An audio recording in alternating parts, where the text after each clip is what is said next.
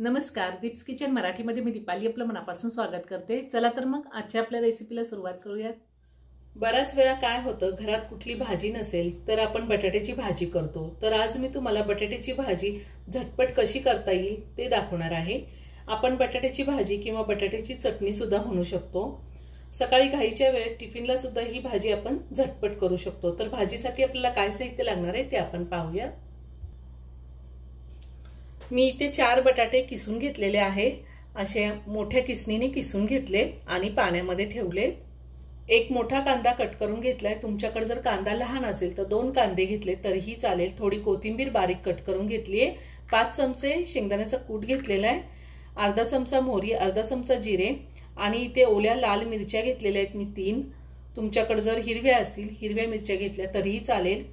10-12 लसणाच्या पाकळ्या टेचून घेतल्या। अर्धा चमचा लाल तिखट घेतले। तिखटाचं प्रमाण तुम्ही तुमच्या आवडीनुसार कमी किंवा जास्त घेऊ शकता। 1 चमचा लिंबाचा रस आणि चवीनुसार मीठ लागणार आहे। भाजी करण्यासाठी आपल्याला तेल लागणार आहे। मी गॅसवर कढई ठेवली, त्यामध्ये 2 चमचे तेल घातले। तेल गरम झाले, त्यात आपण मोहरी आणि जिरे घालूया। जिरे मोहरी तडतडली, त्यामध्ये लसूण घालूया। मी लसूण टेचून घातलाय। तुम्ही आलं लसणाची पेस्ट 1 चमचा घातली तरीही चालेल। त्यातच आपल्याला कांदा घालायचा आहे आणि मिरच्या घालायच्या आहे आणि कांदा चांगला 2 ते 3 मिनिटं मी परतून घेणार आहे। याआधी सुद्धा मी खूप साऱ्या व्हेज नॉन व्हेज रेसिपी दाखवलेल्या आहेत आणि तशाच वाळवणाच्या रेसिपी सुद्धा दाखवलेल्या आहेत। त्याची लिंक मी डिस्क्रिप्शन बॉक्समध्ये दिली आहे, तुम्ही पाहू शकता। अजूनही तुम्ही माझं चॅनल सबस्क्राइब केलं नसेल तर नक्की सबस्क्राइब करा आणि शेजारील बेल आयकॉन क्लिक करा, म्हणजे मी ज्या रेसिपी अपलोड करते त्याचं नोटिफिकेशन तुम्हाला मिळेल आणि तुम्ही माझ्या रेसिपी बघू शकाल। आता आपल्याला ह्यामध्ये बटाटा घालायचा आहे। बटाट्यामधलं पाणी मी पूर्ण काढून घेतलेलं आहे। त्यातच वरतून थोडी बारीक चिरलेली कोथिंबीर घालते आणि बटाटा आपल्याला चांगला 2 ते 3 मिनिटं परतून घ्यायचा आहे। गॅसची फ्लेम मी हाय टू मिडियमवर ठेवलेली आहे। आपल्याला ह्या भाजीमध्ये अजिबात पाणी घालायचं नाहीये। अशी तेलावरतीच भाजी चांगली वाफवून घ्यायची। आपण नेहमीच बटाट्याची रस्सा भाजी किंवा सुक्का पिवळा बटाटा करतो, त्यापेक्षा ह्या भाजीची टेस्ट वेगळी आहे आणि खरंच एक नंबर लागते ही भाजी। चपाती भाकरी आपण कशासोबतही खाऊ शकतो। साधारण 2 ते 3 मिनिटं मी बटाटा चांगला परतून घेतलेला आहे।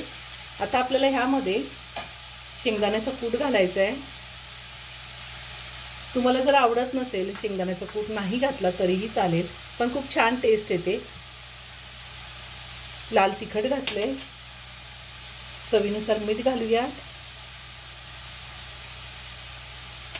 आणि 1 चमचा लिंबाचा रस।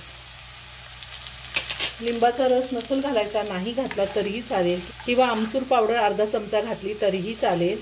आता हे सगळं मी पुन्हा 2 मिनिटं चांगलं परतून घेणार आहे। बटाटा किसून घेतलाय त्यामुळे शिजायला जास्त वेळ लागत नाही आणि कढईवरती झाकण ठेवायचं नाही। असाच आपल्याला बटाटा चांगला परतून घ्यायचा आहे आणि शिजवून घ्यायचा आहे।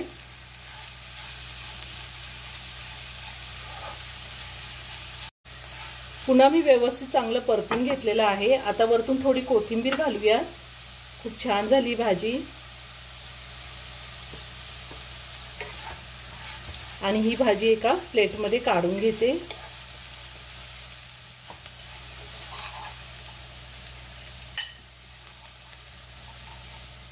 तयार झाली बटाट्याची भाजी। जी लहान मुलं भाजी खात नाहीत ती मुलं सुद्धा ही भाजी आवडीने खातील, इतकी छान होते। मी नेहमीच करते, तुम्ही एकदा नक्की करून पहा।